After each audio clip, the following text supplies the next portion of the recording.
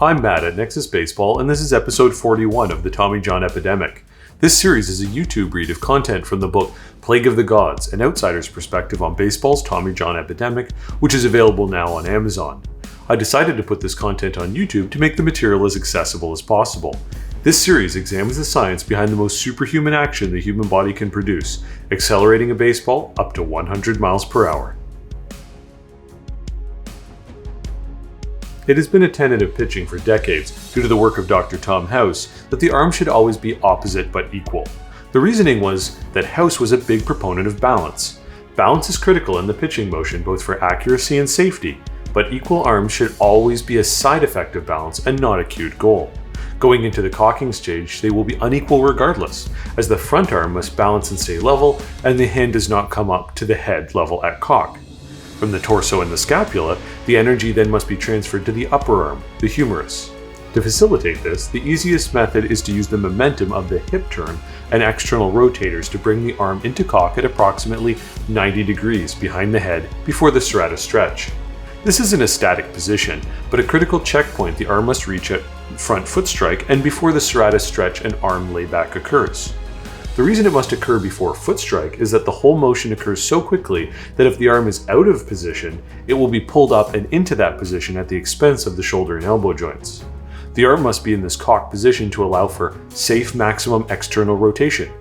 Some pitchers utilize the inverted W, as Chris O'Leary dubbed it, attempting to delay external rotation.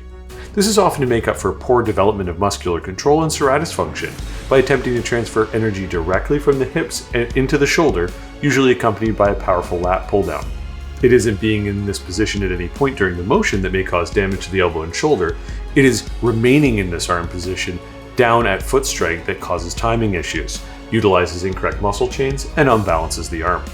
As the scapula stretches and is launched forward along the ribs, the humerus and the attached rotator cuff must be relaxed or already pulling into external rotation to stretch the subscapularis on the inside portion of the scapula. To accomplish this, the scapula must be in the right location and the appropriate muscles flexed, with a supportable range of motion to allow the transferred force to transmit up the kinetic chain. As this occurs, the subscapularis and teres major are stretched fully and after full external rotation are flexed as hard as possible to use the stretch reflex of the muscle. They are stretched to their limit and the contractile force brings the humerus into subsequent explosive internal rotation. As mentioned, the subscapularis has a large surface area insertion on the bone of the scapula to facilitate this quick contraction. It is important that the lats don't also attempt to assist in the internal rotation of the arm and pull the arm downwards. This is challenging as the teres major muscle that assists in internal rotation is inserted onto the bone adjacent to the lat, making individual activation difficult. Additionally, the teres major assists on most exercises that use the lats. The teres major muscle also helps to anchor the humerus to the scapula to prevent separation between the two during the throw, making it both an important accelerator as well as a stabilizer on the follow-through. The role of the rest of the body is to facilitate this stretch and transfer of kinetic energy to allow the subscapularis the longest distance over which to work to create motion. The muscles of the upper arm and upper chest are primarily stabilizers and should be relaxed to allow the shoulder motion to occur.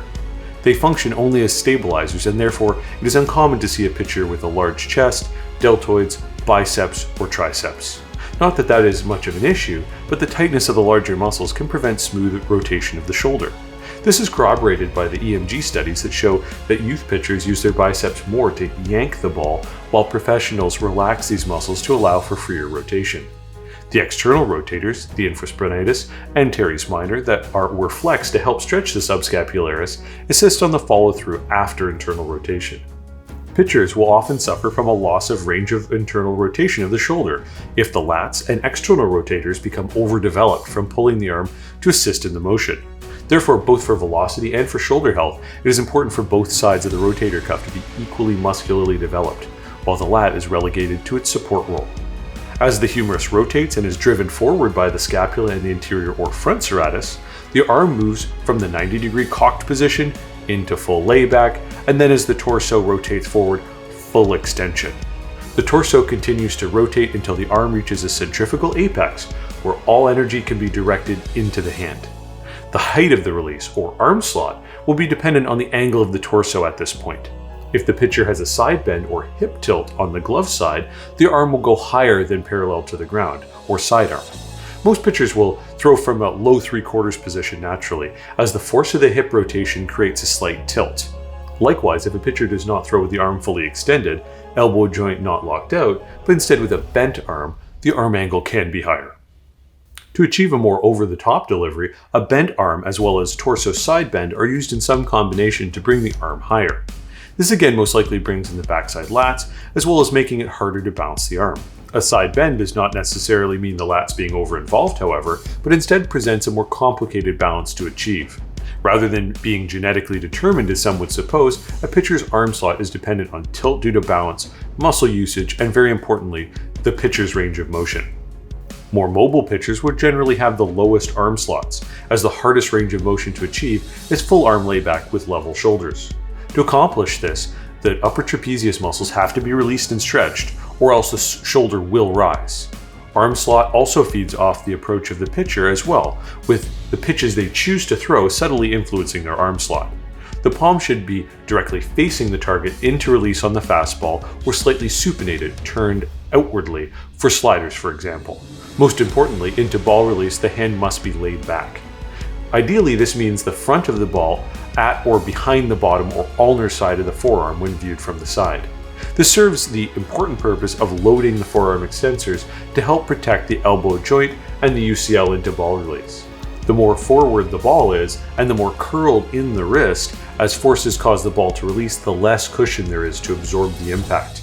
Additionally, the more likely the flexors on the palm side of the forearm are to pull down on the baseball and thereby imbalance the forearm along its path.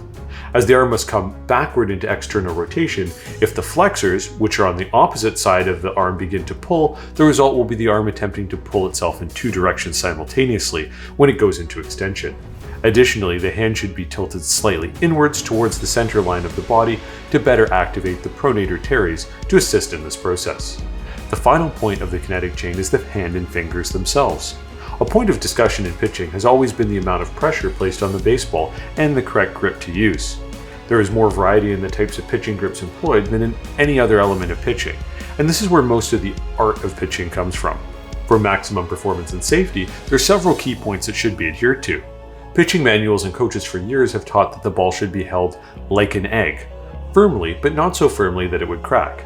This is, however, a massive simplification, and one of the areas I had the most difficult time understanding when I began researching the science of pitching. Join me for episode 42 next week.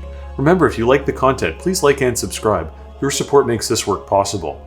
Also, if you want to jump ahead, please consider picking up the book on Amazon from the link in the description below. See you next week.